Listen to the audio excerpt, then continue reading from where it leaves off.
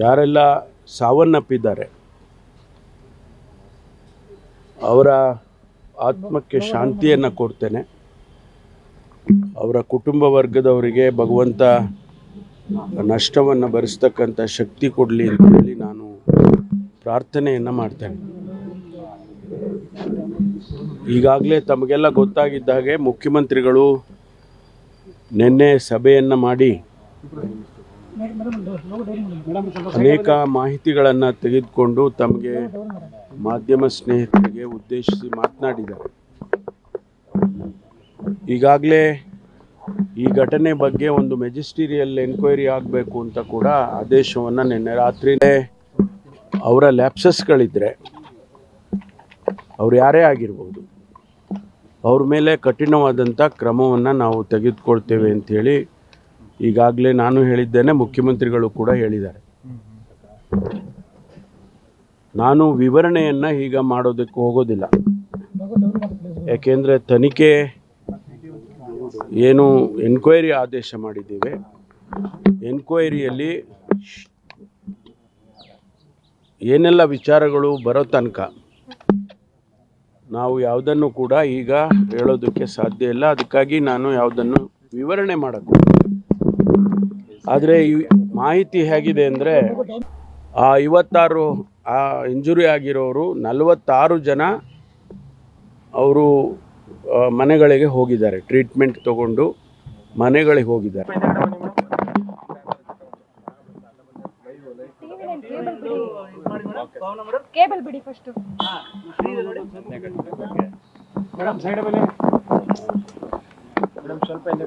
ನಿನ್ನೆ ಬೆಂಗಳೂರಿನಲ್ಲಿ ನಡೆದಂಥ ಘಟನೆ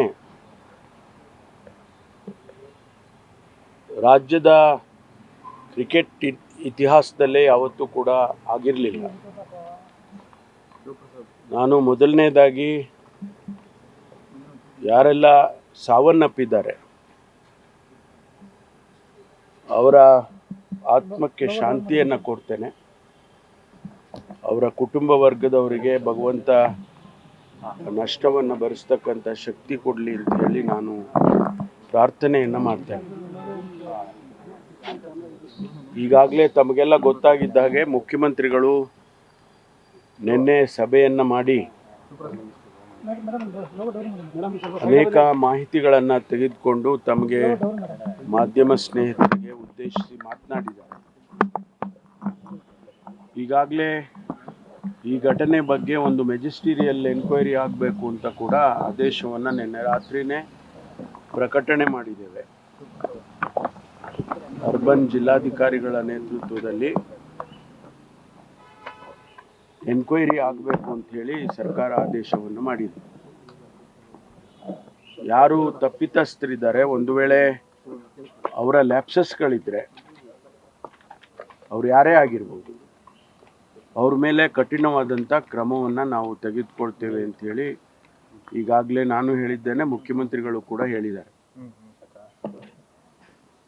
ನಾನು ವಿವರಣೆಯನ್ನು ಈಗ ಮಾಡೋದಕ್ಕೆ ಹೋಗೋದಿಲ್ಲ, ಯಾಕೆಂದರೆ ತನಿಖೆ ಏನು ಎನ್ಕ್ವೈರಿ ಆದೇಶ ಮಾಡಿದ್ದೀವಿ, ಎನ್ಕ್ವೈರಿಯಲ್ಲಿ ಏನೆಲ್ಲ ವಿಚಾರಗಳು ಬರೋ ತನಕ ನಾವು ಯಾವುದನ್ನು ಕೂಡ ಈಗ ಹೇಳೋದಕ್ಕೆ ಸಾಧ್ಯ ಇಲ್ಲ. ಅದಕ್ಕಾಗಿ ನಾನು ಯಾವುದನ್ನು ವಿವರಣೆ ಮಾಡೋದು. ಆದರೆ ಈ ಮಾಹಿತಿ ಹೇಗಿದೆ ಅಂದರೆ 11 ಜನ ತೀರ್ಕೊಂಡಿರ್ತಕ್ಕಂಥದ್ದು, 56 ಜನ ಇಂಜುರಿ ಆಗಿರ್ತಕ್ಕಂಥದ್ದು.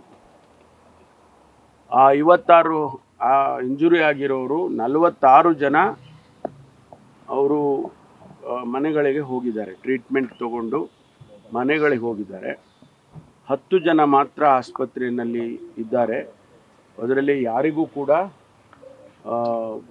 ಸೀರಿಯಸ್ ಕೇಸಸ್ ಆ 10 ಜನದಲ್ಲಿ ಯಾರೂ ಕೂಡ ಇಲ್ಲ ಅಂಥೇಳಿ ನಮ್ಮ ಅಧಿಕಾರಿಗಳು ನನಗೆ ಮಾಹಿತಿಯನ್ನು ಕೊಟ್ಟಿದ್ದಾರೆ. ಮುಂದೆ ಏನು ಮಾಡಬೇಕು ಅಂತಕ್ಕಂಥ ವಿಚಾರದಲ್ಲಿ, ಇಂಥ ಘಟನೆಗಳು ಆಗದಾಗೆ ತಡಿಬೇಕು ಅನ್ನುವಂಥ ವಿಚಾರದಲ್ಲಿ ಸರ್ಕಾರ, ಗೃಹ ಇಲಾಖೆ ಒಂದು ಹೊಸ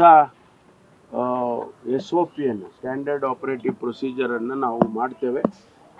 ಇನ್ನು ಮುಂದೆ ಯಾವುದೇ ದೊಡ್ಡ ಸಮಾರಂಭಗಳು, ಸಭೆಗಳು, ಇಂತಹ ವಿಜಯೋತ್ಸವಗಳು ಆಗುವಂಥ ಸಂದರ್ಭದಲ್ಲಿ ನಾವು ಪೊಲೀಸ್ ಇಲಾಖೆಯ ಡೈರೆಕ್ಷನ್ಸ್ ಏನು ಬರುತ್ತೆ ಅದರ ಚೌಕಟ್ಟಿನಲ್ಲಿ ಮಾತ್ರ ಮಾಡಬೇಕು ಅಂತೇಳಿ ನಾವು ಸೂಚನೆಗಳನ್ನು ಕೊಡ್ತೇವೆ. ಅದಕ್ಕೆ ಒಂದು ಹೊಸ SOPಯನ್ನು ಮಾಡ್ತೇವೆ. ಯಾವತ್ತೂ ಕೂಡ ಇನ್ಮೇಲೆ ಇಂಥ ಘಟನೆಗಳಾಗಬಾರ್ದು.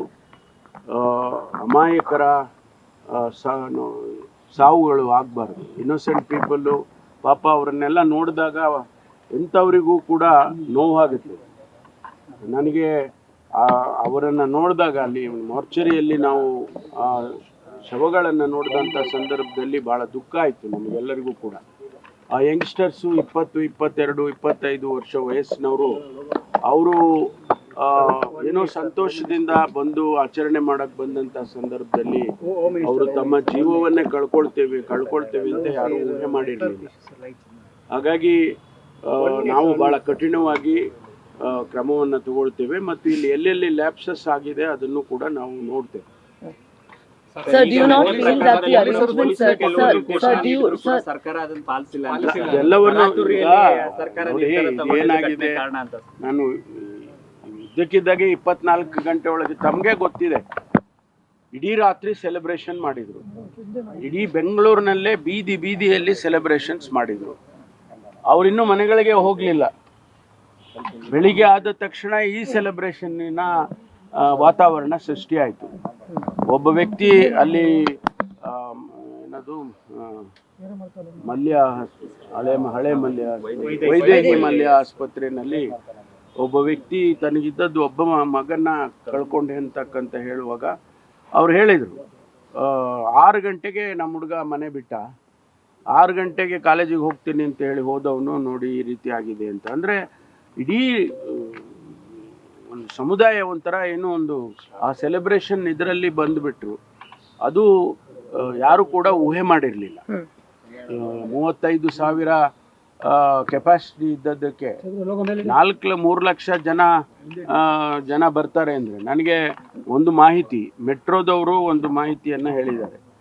8.7 lakhs ಪೀಪಲ್ 9 ಗಂಟೆಯಿಂದ ರಾತ್ರಿ 11 ಗಂಟೆವರೆಗೆ 8,70,000 ಜನ ಟ್ರಾವೆಲ್ ಮಾಡಿದ್ದಾರೆ. ಅಂದರೆ ತಾವು ಅರ್ಥ ಮಾಡ್ಕೊಳ್ಳಿ ಎಷ್ಟರ ಮಟ್ಟಿಗೆ ಕ್ರೌಡ್ ಬಂದಿತ್ತು ಅನ್ನೋದನ್ನು.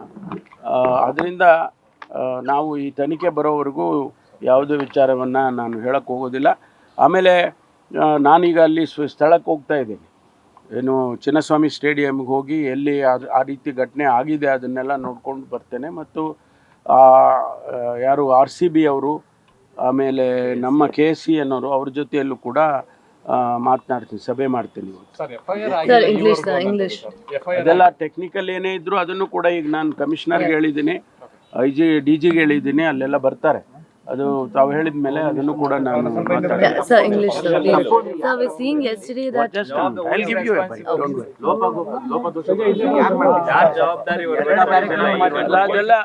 ಅದೆಲ್ಲ ನೋಡೋಣ. ನಮಗೆ ಲ್ಯಾಪ್ಸಸ್ ಆಗಿದೆ ಅನ್ನೋದು ಗೊತ್ತಾದ್ಮೇಲೆ ಅವಾಗ ನಾವು ಜವಾಬ್ದಾರಿ ಯಾರ ಮೇಲೆ ಹಾಕ್ಬೋದಲ್ಲ, ಯಾರ್ದು ತಪ್ಪಿತಸ್ಥರು ಅಂತ. ಆಮೇಲೆ ಅದು ಗೊತ್ತಾಗ್ಲಿ, ಮೊದಲು ಎಲ್ಲಿ ಲ್ಯಾಪ್ಸ್ ಆಗಿದೆ ಅಂತ ಗೊತ್ತಾಗ್ಬೇಕಲ್ಲ. ಮತ್ತಿನ್ನೊಂದು ಆರೋಪ ಕೇಳಿ ಬರ್ತಿದೆ, ನಿನ್ನೆ ಫಂಕ್ಷನ್ ಮಾಡಿದಾಗ ವಿಧಾನಸೌಧದಲ್ಲಿ ಸಚಿವರ ಮಕ್ಕಳುಗಳೇ ಕಾಣಿಸ್ಕೊಂಡ್ರು. ಗೊತ್ತಿಲ್ಲಪ್ಪ, ಇರ್ಬೋದೇನೋ, ನಾನು ನೋಡಲಿಲ್ಲ. ನಮಗೆ ಸದ್ಯ ಅವ್ರು ಬಂದ ನನಗೆ ಒಂದು ಸಮಾಧಾನ ಅಂತ ಹೇಳೋಕ್ಕಾಗೋದಿಲ್ಲ. ಆದರೆ ವಿಧಾನಸೌಧದ ಮುಂದೆ ಯಾವುದು ಘಟನೆ ಆ ರೀತಿ ಆಗಲಿಲ್ಲ. ನಮಗೆ ಅದೇ ತಮಗೆ ಮೀಡಿಯಾದವರು ಅಡ್ಡ ಇದ್ರು ಅಂತೇಳಿ ನಿಮಗೆಲ್ಲ ಪಾಪ ಹಿಂದೆಯಿಂದ ಕಡ್ಡಿ ಅದು ಇದು ಹೆಸರು ಅಂತ ಕೇಳಿದೆ. ಅದು ನಾನು ತಾವೇ ನೋಡಿದ್ರಿ, ಬೆಳಗ್ಗೆ 11:30ಗೆ ನಾನು ಬಂದು ಅಲ್ಲಿ ಅರೇಂಜ್ಮೆಂಟ್ಸ್ ಮಾಡೋದಕ್ಕೆ ಇಮಿಡಿಯೇಟಾಗಿ 4 ಗಂಟೆಗೆ ವಿದಿನ್ 2-3 ಅವರ್ಸಲ್ಲಿ ಎಲ್ಲ ಮಾಡಬೇಕು ಅನ್ನುವಾಗ ಸ್ವಲ್ಪ ಅಂಥದ್ದೆಲ್ಲ ಏರ್ಪೇರ್ ಆಗಿರ್ಬೋದು. ಆದರೆ ವಿಧಾನಸೌಧದ ಮುಂದೆ ಯಾವುದೇ ಅಹಿತಕರವಾದ ಘಟನೆ ನಡೀಲಿಲ್ಲ ಪುಣ್ಯಕ್ಕೆ. ಕೆಲ ಹಿರಿಯ ಅಧಿಕಾರಿಗಳು ಕೂಡ ಸರ್ಕಾರಕ್ಕೆ ಸಲಹೆ ಕೊಟ್ಟರು, ಈ ಥರ ತರಾತುರಿ ನಿರ್ಧಾರ ಬೇಡ ಸರ್, ನಮಗೆ ಕಾನೂನು ಸುವ್ಯವಸ್ಥೆ ಲ್ಯಾಪ್ಸ್ ಆಗುತ್ತೆ ಅಂದರೂ ಕೂಡ ಸರ್ಕಾರ ಅದನ್ನು ಪರಿಗಣಿಸಿಲ್ಲ ಅನ್ನೋ ಆರೋಪ ಕೇಳಿಬರ್ತಾ ಇದೆ. ಇಲ್ಲ, ಹೇಳ್ತಾ ಇದ್ದಾರೆ ಆ ರೀತಿ. ಅದು ಯಾರು ಹೇಳಿದರು, ಯಾವಾಗ ಹೇಳಿದರು, ಅದೆಲ್ಲ ನೋಡೋಣಂತೆ. Thank you.